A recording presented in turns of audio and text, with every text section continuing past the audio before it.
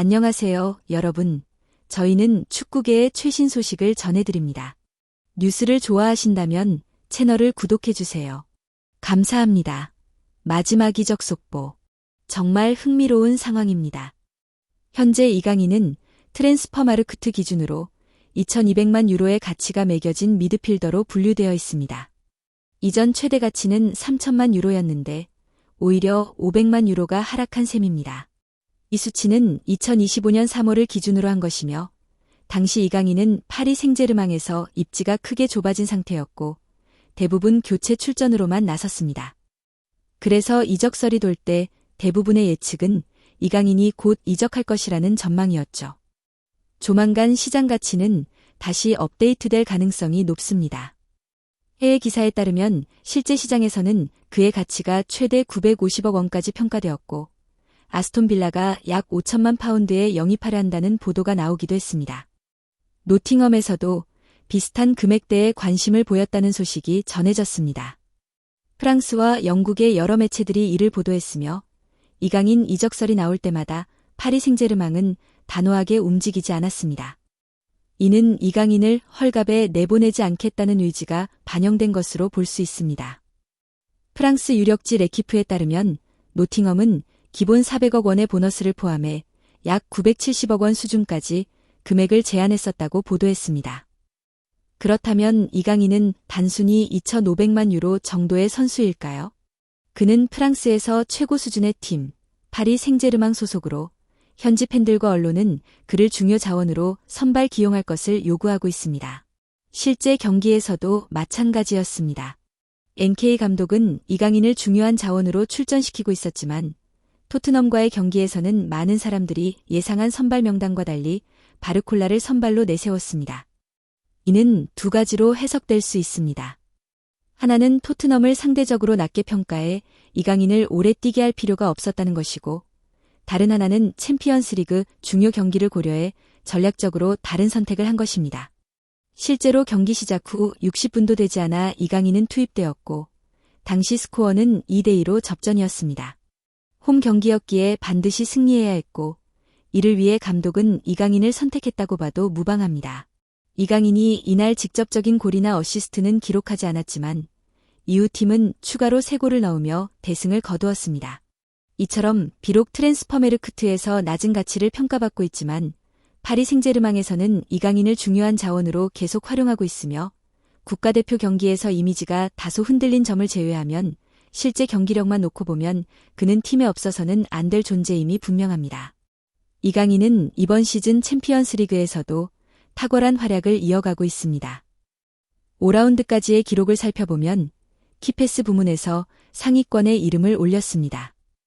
축구 통계 전문 매체인 매치스코어카는 28일 SNS를 통해 2025에서 26 시즌 챔피언스리그에서 찬스를 가장 많이 만든 선수 탑10을 공개했는데 이강인은 4위에 자리했습니다. 올 시즌 이강인은 챔피언스리그 5경기에서 총 14개의 결정적 찬스를 만들어냈으며 흥미로운 점은 5경기 모두 교체로 출전했고 총 출전 시간은 171분에 불과하다는 사실입니다.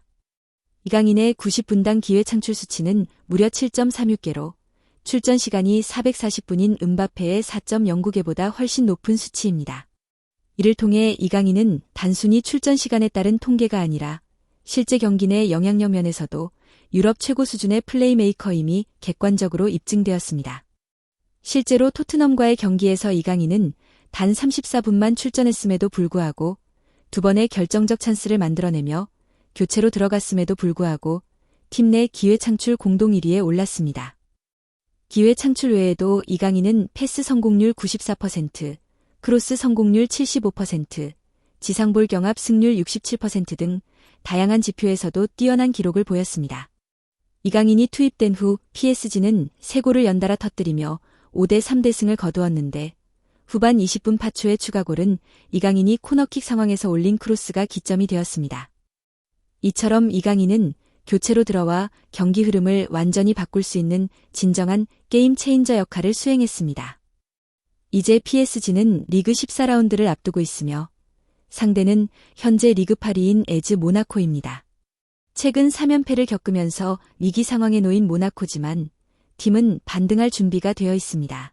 먼저 폴 포그바가 복구했습니다. 부상 이후 단 하루 만에 공식 경기에서 교체로 출전하며 모나코 데뷔전을 치른 포그바는 2년 넘는 공백과 발목 부상을 극복하고 팀에 합류했습니다. 모나코의 포코올리 감독은 중원에서 포그바가 보여줄 리더십과 경기 운영 능력에 큰 기대를 걸고 있습니다. 포그바는 과거 유벤투스에서 방출된 후 여러 팀을 거쳐 모나코와 계약을 체결했으며 프랑스 리그에서는 처음으로 주요 팀의 유니폼을 입게 되었습니다.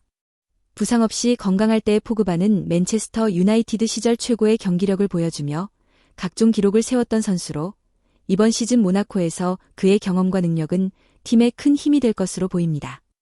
징계로 인한 장기 공백을 겪었지만 긍정적으로 바라보면 이 기간 동안 부상 위험을 줄이고 기존의 부상을 충분히 회복할 수 있는 시간이 되었습니다. 이번 시즌 모나코에는 우리에게 익숙한 선수들도 있습니다. 토트넘 시절 수비 핵심으로 활약했던 다이어가 현재 모나코에서 활약하며 팀의 안정감을 더하고 있으며 이강인과 맞대결을 펼칠 가능성이 있습니다. 또한 일본 국가대표 미나미노 타쿠비는 모나코에서 12경기 출전하여 2골을 기록하며 팀의 핵심 공격수로 자리 잡았고 꾸준한 출전 시간 덕분에 공격 포인트 생산력도 크게 향상되었습니다. 이강인과 미나미노는 아시아를 대표하는 플레이메이커로서 치열한 경쟁을 벌일 것으로 예상되며 경기 상황에 따라 미나미노는 교체 출전할 수도 있습니다. 파리 생제르맹은 지난주 잠시 리그 1위 자리를 내주었는데 이는 마르세유가 시즌 초반부터 강세를 보였기 때문입니다. 마르세유는 감독 교체 이후에도 강력한 경기력을 유지하며 시즌 초반부터 2위를 기록했으며 최근 경기에서도 좋은 성적을 이어가고 있습니다.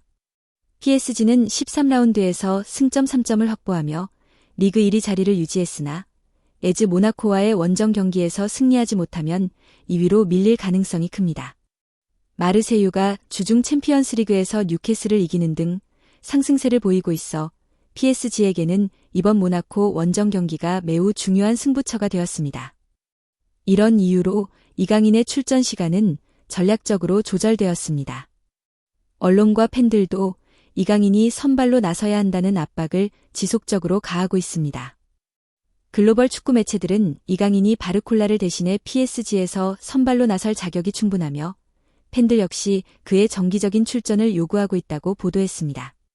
RMC 스포츠 등 유력 매체들도 경기력이 하락한 바르콜라 대신 이강인을 확실한 선택지로 활용해야 한다고 강조하고 있습니다.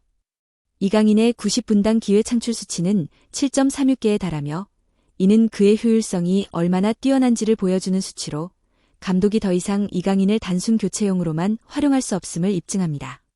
일요일 새벽 예정된 경기에서 이강인이 포그바와 미나미노를 상대하며 승리를 거둘 수 있을지 귀추가 주목됩니다. 이번 경기에서 이강인의 활약이 팀의 승패에 결정적인 역할을 할 가능성이 크며 팬들은 그의 경기력을 기대하고 있습니다.